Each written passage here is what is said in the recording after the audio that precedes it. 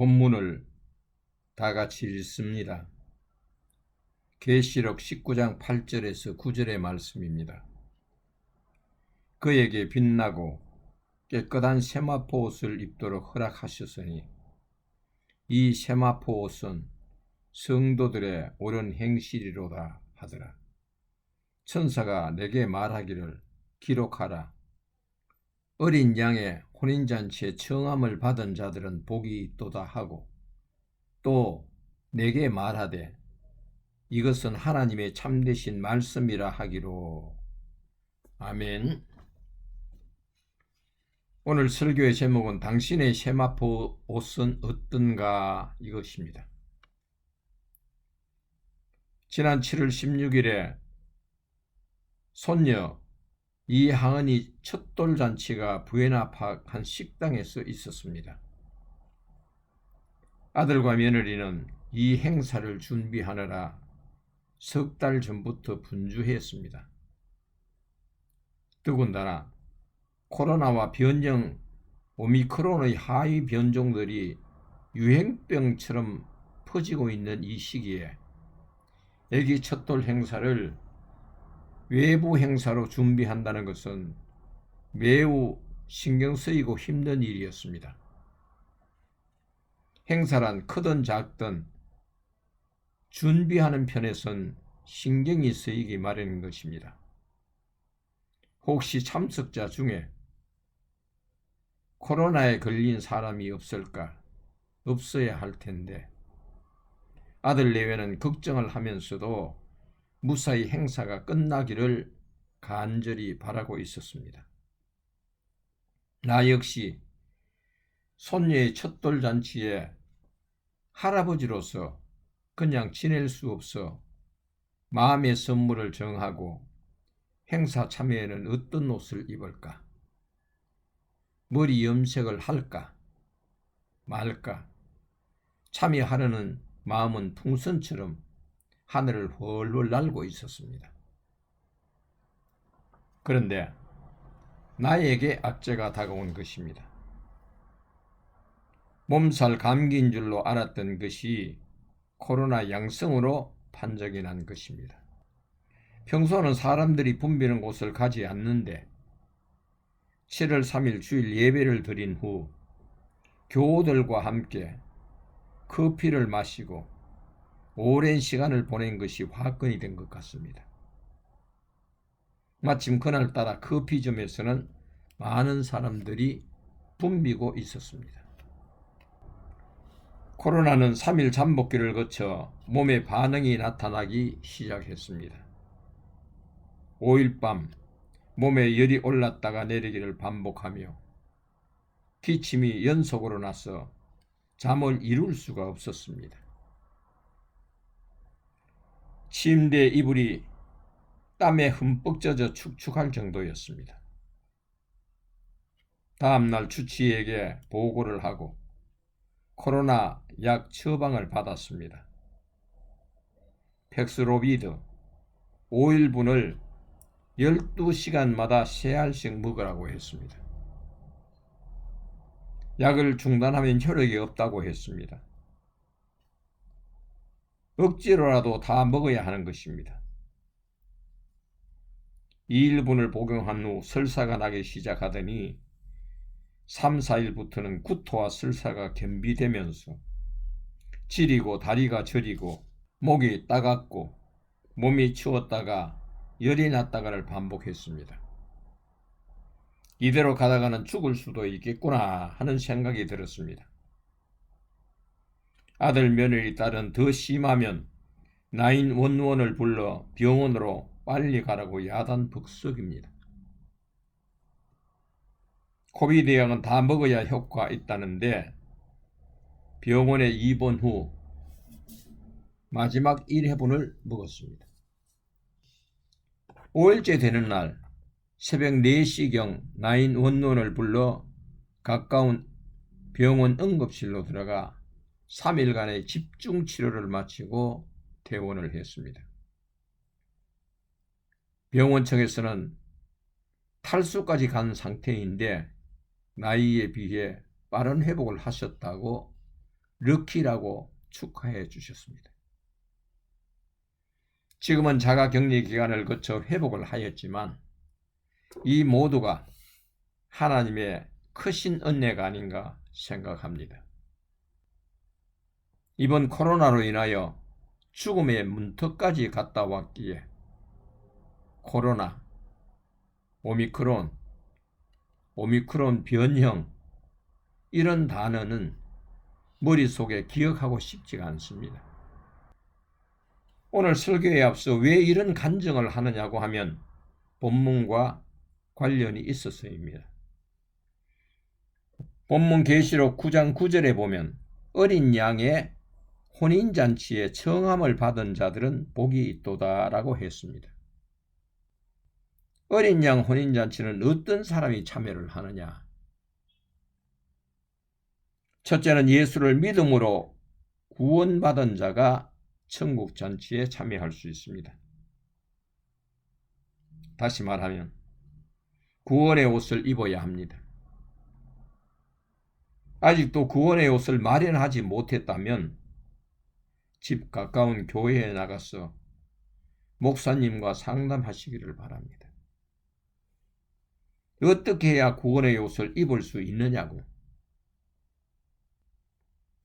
우리 모두는 천국 잔치에 참여할 것을 사모하며 살아가고 있습니다.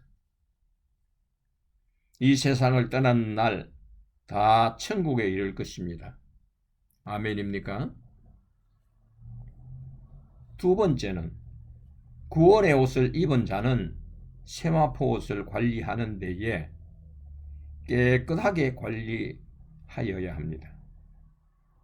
오늘 본문 계시록 19장 8절에 보면 그에게 빛나고 깨끗한 세마포 옷을 입도록 허락하셨으니 이 세마포 옷은 성도들의 옳은 행실이로다 라고 기록하고 있습니다. 깨끗한 세마포 옷, 성도들의 옳은 행실입니다. 그럼 성도들의 옳은 행실은 어디에서 찾을 수 있느냐? 오늘 본문 마지막에 보면 하나님의 참되신 말씀이라고 기록되어 있습니다. 말씀 안에 우리의 삶의 지표가 있습니다. 해야 할 일들과 하지 말아야 할 일들이 자세히 기록되어 있습니다.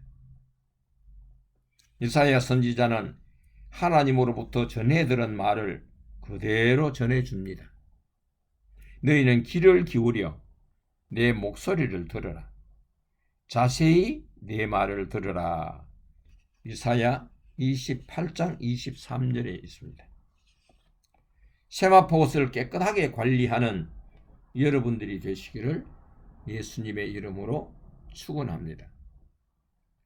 이번 코로나로 인하여 사망의 문턱까지 갔다 오면서 내가 입고 있는 세마포 옷이 빛나고 깨끗한 옷인가 하는 것입니다. 이번에 다시 일어나지 못할 수도 있겠다 싶어 기도했습니다. 하나님, 지금 내 세마포 옷을 볼 수 없습니까? 보기를 원합니다. 한참을 기도하는데 눈에 망토 같은 옷이 희미하게 보였습니다. 옷에 희미한 아주 미세한 점들이 드문드문 있는가 하면 뚜렷한 구슬만한 흑점이 하나 보였습니다. 내가 혼잣말로 하는 말이 저 흑점을 어떻게 빼지? 양잿물로 삶아야 하나? 무의식 중에 중얼거렸습니다. 그렇습니다. 일반 옷의 더러움은 양잿물로 삶아 흑점을 뺄 수 있을지 몰라도 세마포 옷은 회개를 통한 그리스도의 보혈로 뺄 수 있습니다.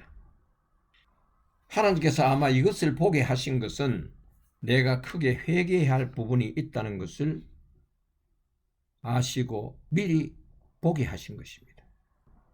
이사야 1장 18절에는 여호와께서 말씀하시되 오라 우리가 서로 변론하자.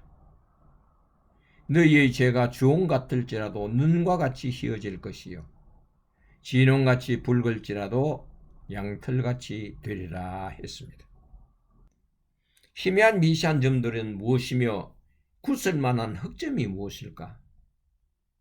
계속 기도하는 중 거기에 대한 하나님의 응답은 희미한 미시한 점들은 일종의 성결의 흠집 일부라고 하시고, 굳을 만한 흑점은 6년 전 간이식 수술을 받을 때 이 30대 연령의 간을 이식받았지 않았느냐. 나에게 기도하기를 너는 이제 죽었으니 앞으로는 간을 주신 분의 인생을 살아드리겠다고 서원을 하지 않았느냐 하신 것입니다. 그런데 3년 동안은 사역에서 간을 제공한 분을 늘 생각하며 살았습니다. 복음 설교하여 동영상 만드는 일과 글 쓰는 일에 게으름을 피우지 않았습니다. 나에게 주어진 달란트는 다 그분의 것입니다. 3년이 지난 후 내 나이 이제 71살에 목회 정년도 70이고 은퇴자로서 지금은 건강관리와 남은 여생을 즐겁게 보내면 되지 하는 마음에 사역과는 좀 거리가 멀어졌습니다. 이것이 나에게 크나큰 문제였습니다. 흑점도 바로 이것이 아닌가 여겨집니다. 주님 부르시는 그날까지 간을 주신 분을 위해 사역해야 함에도 시간이 지나자 점차 잊혀진 것입니다. 그것이 내 세마포에 굳을 만한 흑점으로 더럽혀진 것입니다. 코로나로부터 다시 생명을 주신 하나님께 다시 한번 큰 회개를 하고 감사하며 내 생명 다할 때까지, 내 눈이 흐려지지 않을 때까지, 생각이 혼미해지지 않을 때까지 복음 사역자로서 설교 동영상과 글 쓰는 일에 게으름을 피우지 아니하고 잘 감당하기로 제 다짐을 했습니다. 여러분, 지금 연세가 많습니까? 병약합니까? 아직은 그럴 만합니까? 내일은 내 날이 아닙니다.